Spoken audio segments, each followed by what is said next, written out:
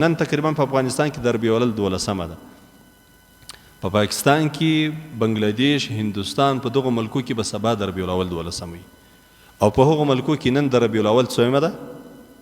12مه ده. دغه خلک چې وایي چې رسول الله صلی الله علیه وسلم د ربیع الاول په 12مه باندې پیدا سوی دی، نو موږ د دغې پیدا کېدلو په مناسبت باندې راولاړېږو. دا میاشته محترمه ده. چې ده محترمه ده. او بیا د ربیع الاول په 12 ورځ محترمه ده، نو موږ میلاد جوړوو. د دغې خبرې تحقیق به اوس وکړو چې دا میلاد جوړول د ربیع الاول په 12مه باندې د دې ثبوت شته که نشته. دا یقیني دا رقم ده لکه دا خلک چې وایي دا میاشت د نورو میاشتو افضله ده، او بیا د دې میاشتې 12 ورځ 12 تاریخ په دې باندې باید چې خامخا سړی راولاړ شي، خیرات وکړي. په دې باندې سړی د بعضې خلکو بیا دا دی چې جلوس راوباسي، نوي کالي واغوندي، یو بل ته مبارکیانې سره ورکړي. دا په اسلام کې شته که نشته؟ دا خبره باید چې اوس موږ ته ځان ته معلوم وکړو. در دې خبرې له مخه باید چې اوله ور موږ ته دا ځای معلوم سي چې دا ورځې څوک معلوموي چې دا میاشت ده، دا میاشت ده، دا میاشت ده، دا میاشت ده، دا ورځ ده، دا ورځ ده، دا ورځ ده، دا ښه ورځ ده، دا د دې کې ډېر ثواب دی، په دې کې روژه ثواب لري، په دې کې صدقه ثواب لري. دا به موږ ته څوک راښیي؟ دا ځای به موږ اوله ور ځان ته معلوم.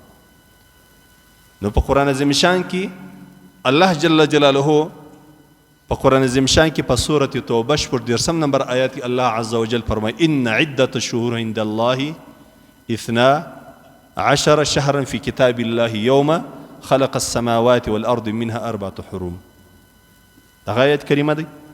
الله عز وجل وایي چې د الله جل جلاله په نیز باندې د میاشتو شمار 12 دی. څو؟ ما ته ګوري، شرط متوجه دلته ګوره لږ. د میاشتو شمار څو دی؟ 12. د میاشتو شمار څو دی؟ 12. الله عز وجل وایي. څوک وایي؟ الله عز وجل. نو چې د میاشتو شمار 12 په دا 12 میاشتو کې الله عز وجل وایي څلور د عزت میاشتې دي. څلور څو؟ د عزت میاشتې دي. په قرآن کې الله جل جلاله وایي یوم خلق السماوات والارض منها 4 حرم. څلور د عزت میاشتې دي، په دې کې جنګ کول حرام. هغه څلور میاشتې کمې میاشتې دي؟ اول ور به موږ دا ځان ته معلومې کړي چې څلور د حرمت د عزت میاشتې الله جل جلاله راښولي دي. هغه اوله میاشت هغه رجب ده، دویمه ذوالقعده ده، دریمه ذوالحجه ده، څلورمه د محرم میاشت. څو کمې څلور میاشتې؟ رجب، اوله میاشت دغه چې د رجب ده. د رجب چې ده ګور د روژې د مخه د رجب راځي، د رجب وروسته بیا شعبان راځي، بیا رمضان راځي. نو اوله میاشت رجب ده. د رجب جلا ده، په د نورو میاشتو مابینځ کې ده.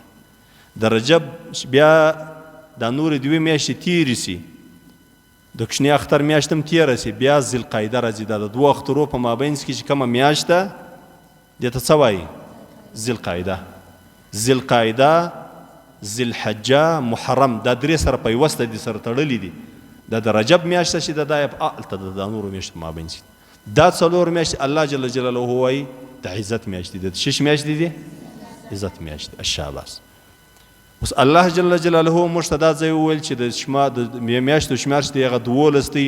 په دې 12 میاشتو کې دا څلور میاشتې د عزت دي. د ربیع الاول یاد کړه که نه ده یاده کړې؟ نه ده یاده کړې. نه اوله ور خو دا خبره دلته موږ ته په قرآن عظیم شان کې دا ځای موږ ته په لاس نه رالی. لکه دلته ګوري قرآن عظیم شان کې دا ځای موږ ته په لاس باندې نه رالی چې د ربیع الاول میاشتې محترمې قدرمنې او په قرآن کې دې ذکر یې. قرآن کې الله رب العزت دا میاشتې ذکر کړي دي. شهر رمضان، د رمضان میاشتې بیا الله جل جلاله بل ځای یاد کړي. شهر رمضان الذي انزل فيه القرآن، دا بیا الله جل جلاله بل ځای یاد کړي. صحیح ده ورور؟ اوس بعضې ورځې محترمې دي، لکه یوم الجمعه رسول الله صلی الله علیه وسلم د جمعې د ورځې فضیلت ویلی دی. د دوشنبې د ورځې فضیلت رسول الله صلی الله علیه وسلم ویلی. د پنجشنبې د ورځې فضیلت رسول الله صلی الله علیه وسلم ویلی. د لیلة القدر د شپې فضیلت رسول الله صلی الله علیه وسلم ویلی. د اختر د 2 شپو فضیلت په احادیثو کې ذکر شوی. د اختر د ورځې فضیلت ذکر شوی دی، د عرفات د ورځې فضیلت ذکر شوی دی، د دا ټولو ورځو فضیلت ذکر شوی دی. خو په هیڅ یو کتاب کې په قرآن او په حدیث کې موږ ته دا ځای په لاس نه دی راغلی چې د ربیع الاول 12مه ورځ چې دا فضیلت لري نسبتا نورو ورځو ته، یا په دې ورځ کې یو خاص عبادت دی، اجر او ثواب یې زیات دی در دا نورو ورځو. که ته وا خو موږ به یې ورکو، څوک به یې ورکو؟ موږ به راولاړ شو. علما دا ټول علما وایي، مطلب ډېر علما دا وایي چې د ربیع الاول په 12مه باندې رسول الله صلی الله علیه وسلم پیدا شوی. رسول الله صلی الله علیه وسلم پیدا شوی د دغه مناسبت په وجه دی، د دا ورځې برکت دی، عزت دی، قدر دی، ثواب دی ډېر، اعمال دی ډېر ښه دي. صحیح ده؟ خو دا کار موږ نسو کولی. دا ولې موږ نسو کولی؟ دا تعین د وخت، تعین د ورځې، تعین د میاشتې، دا الله او د الله د رسول کار دی. موږ یې له خپله ځانه نسو بزرګولی. موږ یوې ورځې ته قدر او عزت له خپله ځانه نسو ورکولی چې زه راولاړېږم، مطلب زه وایم یو دلیل د ځانه څه پیدا کوم، بیا په دې دلیل باندې دا ورځ برکت والا بولم، نه نسم کولی. دا تعین د ورځې،